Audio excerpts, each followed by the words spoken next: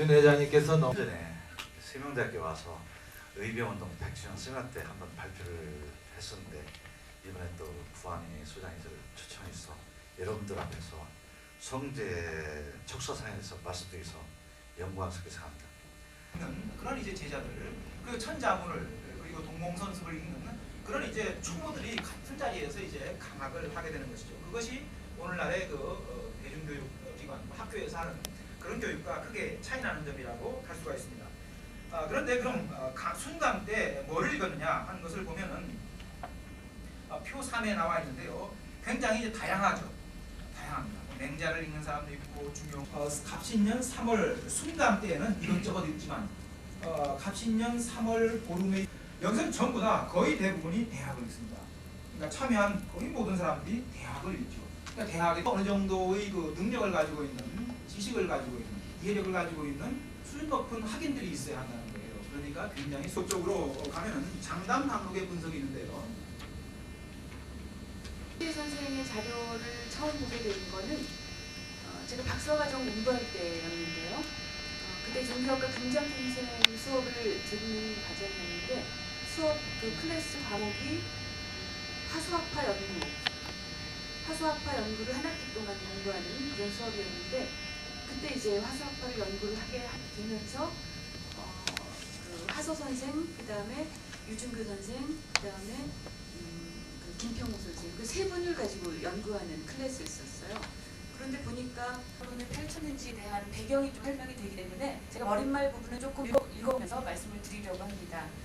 우리가 잘 아시는 바와 같이 성지 선생이 살았던 시가 한 말에 법학자들의 경우에는 예와 악을 굉장히 이론적으로 수사학적으로 강조하는 그런 선이지만 유준교 선생은 예와 악을 몸으로 실천을 직접 해야 된다라고 하는 그런 점 굉장히 다른 점이라는 거죠. 그래서 아까 말씀드린 것처럼 신교로 파악한다는 것은 실제 몸이 움직여야 되는 걸로 하는 거죠. 이론적인 수사가 아니라 그런 점에서 아주 중요한 그런 아이디어를 제시를 하고 있다는 거죠. 그렇기 때문에 우리가 유준교 선생의 악론을 연구할 때는 기존의 도학자로서 일반적으로 이론의 개념하고는 또 다른 차원에서 유준교 선생의 음악을 바라봐야 한다는 논리가 생깁니다. 그래서 유준교 선생의 이런 학문적인 입장이 결국은 음악 악서를 저술하는 단계로 나아갔고 그리고 구 선생님께서 강학의례 연구를 하셨지만 실제 강학의례에서 음악을 어떻게 연주하는지 그리고 당신이 악기를 가지고 음악을 연주하는 단계까지 나아간다는 점 그런 점에서 우리가 높이 평가할 수 있다라고 생각을 합니다.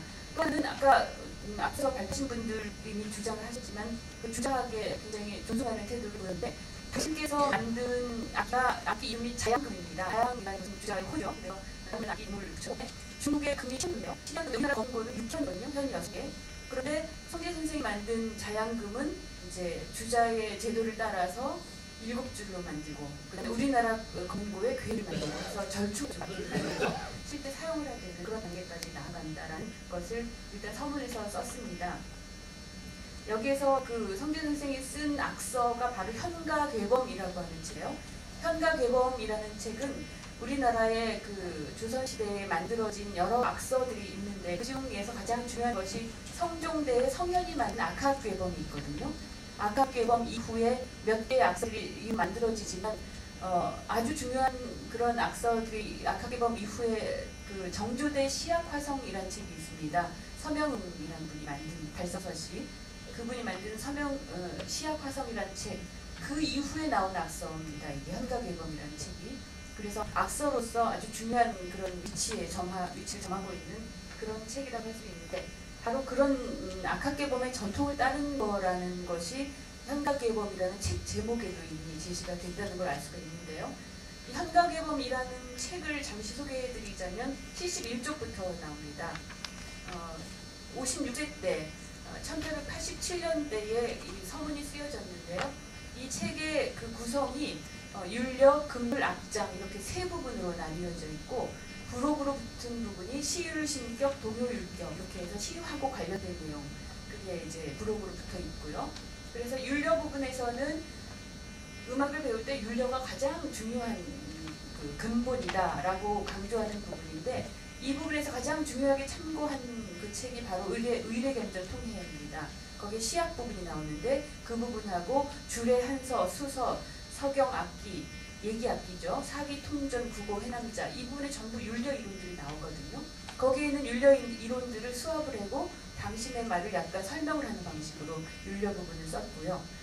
그 다음에 제 두 번째 부분이 이제 금율 부분인데요. 금에 관한 논의입니다. 금이라는 악기가 이제 현악기 중에서 가장 중요하고 중국이나 우리나라나 중국의 우리나라의 금은 현비를 꼭 연마하지 않으면 안 되는 악기로 자리매김되고 있는 악기이고 선비 금은 금야라라고 얘기를 하죠. 금은 금하는 것이다. 뭘 금하는 것이냐면 공부에 몰두하다가 삿된 생각이 든다든가 생각이 엉뚱한 대로 빠져들 때 금을 가까이 무릎에다 옆에 두고 악기를 타면서 성정을 함양하고 정신을 수양하는 악기다라고 인식하고 있는 것이 바로 금이고 우리나라의 검은 거거든요. 그래서 굉장히 금을 선비들의 세계에서는 중요하게 여기고 있는데 이제 그 금율에 관한 부분을 이 제 2장에서 두 번째 부분에서 설명을 하고 있습니다. 그 다음에 이제